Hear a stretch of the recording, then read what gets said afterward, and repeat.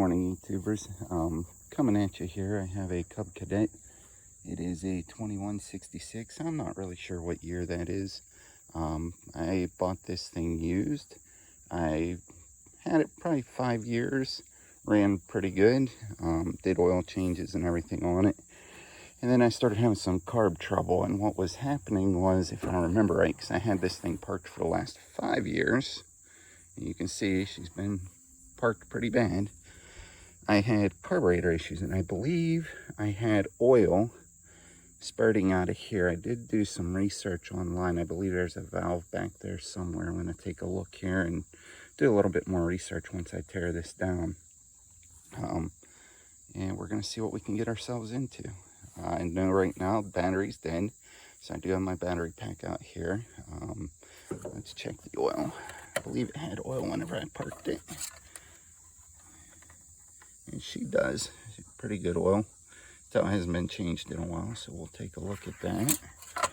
I do an oil change on this thing too. They're a little bit difficult. The filters down there, I'm trying to remember where the little nub is to drain the oil at. I want to say it's down on the side underneath there, so we'll do that later though. Get her up and make sure she cranks first.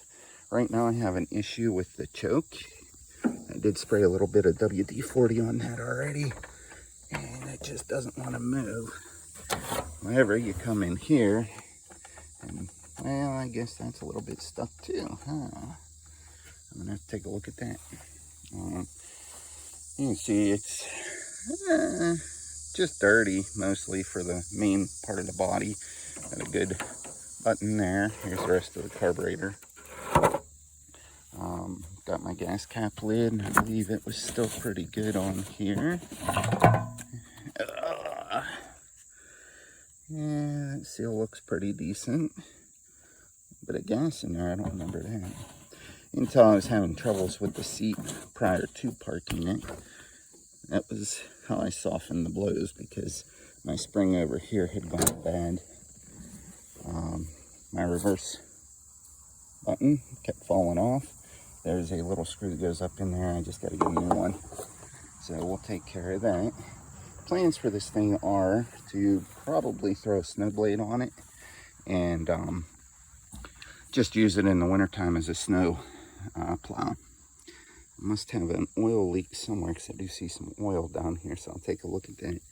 Deck, you can tell it's been sitting. Don't remember it looking that rough whenever I first parked it, but it's looking pretty rough now. So probably take that deck off, see what it looks like. I doubt I'm going to put it back on, just because I do have a new machine that I've been using, and I will show you a clip of that one too. So, but anyways, let's get started on this 2166 Cub Cadet. Alright, so this is the new machine that I've been using. You can tell she's pretty sharp. A little simplicity. Got a bigger engine than that Cub Cadet did. The Cub Cadet has a 16 horsepower. This has 23. And this is only, I believe, a 38-inch deck. And I kind of like that because I only have the 2 blades. And it seems to plow through anything. Whereas whenever that Cub Cadet with the 48 and the 3-inch, or the 3 blades, any heavier grass, you had to slow down and take your time. This thing just goes and bowls right through. Very strong little machine. I like it a lot. So, but like I said, I don't want to throw a plow on this one.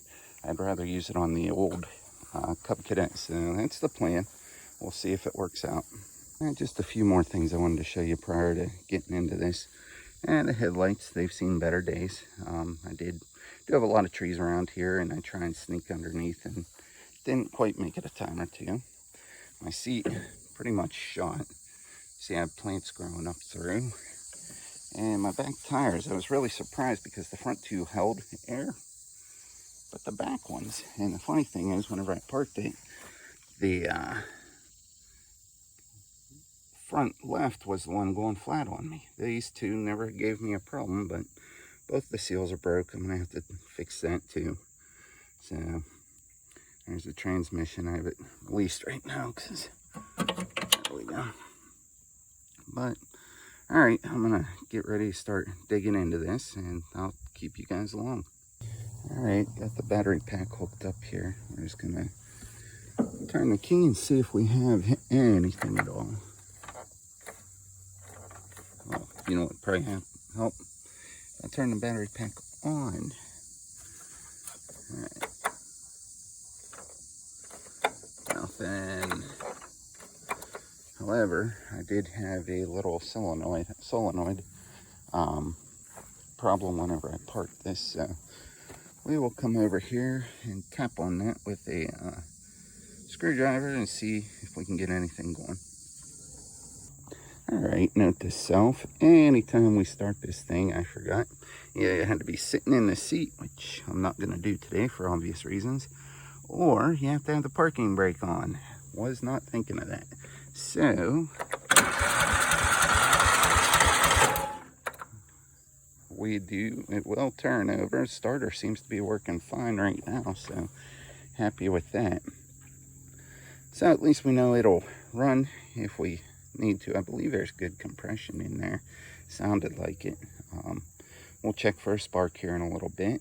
I'll take it plug out right in there, and we'll check for a spark.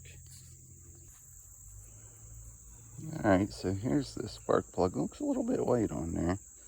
I'm not a professional, but it doesn't look bad, I don't think. I'll have to look up and see exactly what it's supposed to look like, but it looks pretty good. All right, just checking to see if we have spark. And of course, starter's gonna fail me now.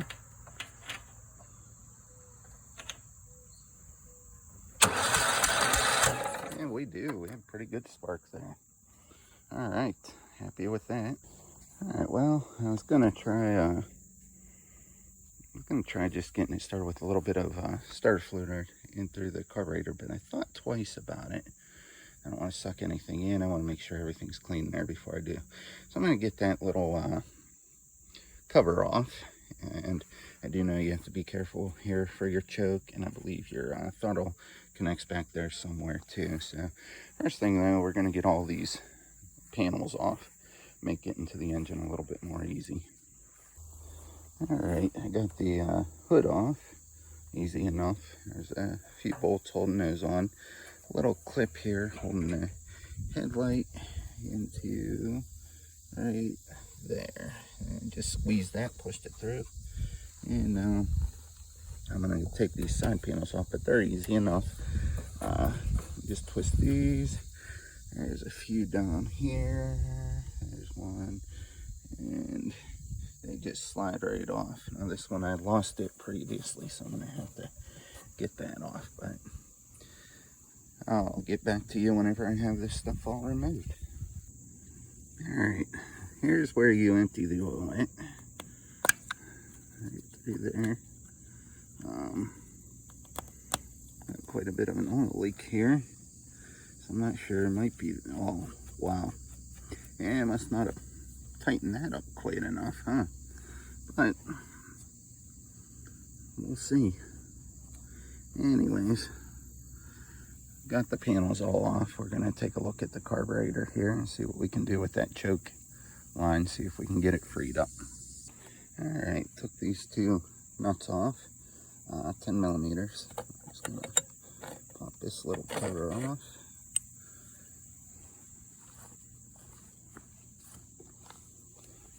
Where we're not gonna lose it. And we're gonna see if we can slide this puppy out. I believe, yeah, it looks like it's opening the choke right there. It's actually good news, because I think when I first opened this, the choke was closed. So I don't think anything could have got up in there. That's good, good, good, good. All right, well, I gotta take a look at the back of this and see what's holding me up. All right, so one thing holding it back was the breather hose, I believe that is, connects in the back down there. And then right now trying to get the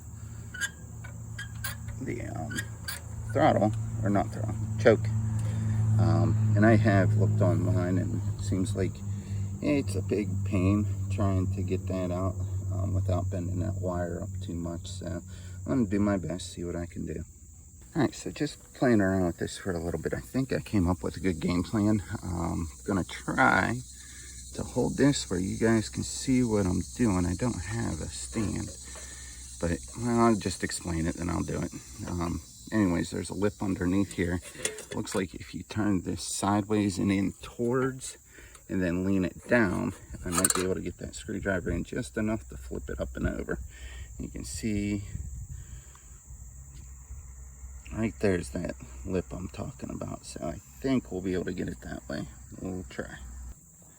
Alright, got my cover off. So this is all part of the choke. Alright, so I'm taking a look here, and I have to be missing something for the throttle. This right here is part of the throttle. Alright, here's the throttle, it goes back and forth. That's the only thing really moving. Now this will give a little bit of a bump. You'll see it just a little bit. Actually, it's not even doing much right now. That's about all that I'm getting. So I'm gonna have to look online and see what I'm missing, because I know I'm missing something. I don't know what happened to it, if over the years it's just found its way to a new home. I don't know. Wow, didn't notice that. Bought it new, and that's what I have there. So I think that is supposed to be, I think there's a little nub in there, goes up into the carburetor, so that whenever you stop the engine, it's supposed to decrease the backfires. It goes in and shuts the gas off. So I'll pull that out too whenever I clean the carburetor, which you can tell it probably needs it. I don't think I ever did a carburetor clean on it, and I'm sure, well, the guy I bought it off of, I'm pretty sure that he did. But figure 5 years without being cleaned, it's going to need it, so we'll be doing that too. Okay, just put a little bit of starter fluid into that carburetor there, and we're going to see if we can just get it to turn over for.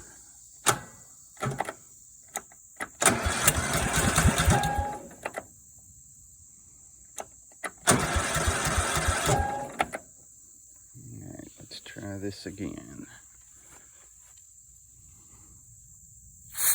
Yep. Yep.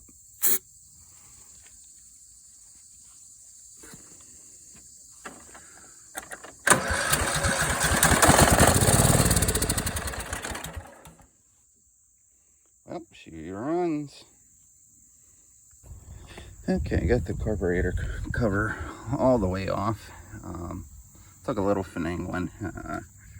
I did mark this, but I'm not so sure I'm going to be able to reuse this. I did scratch it up a little bit, where right there, with a screwdriver. You can see.